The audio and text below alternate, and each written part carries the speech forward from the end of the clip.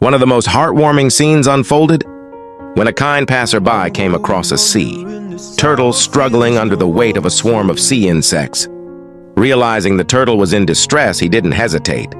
He gently picked it up, cradling the creature in his hands, and began the careful task of removing each insect from its shell.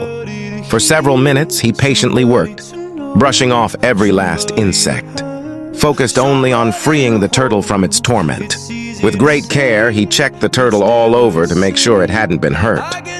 He inspected its flippers, shell, and head, ensuring there were no injuries.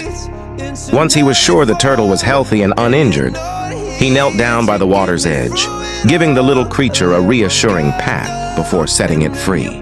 The turtle, now liberated and safe, paused for a moment as if to show gratitude before gliding back into the waves.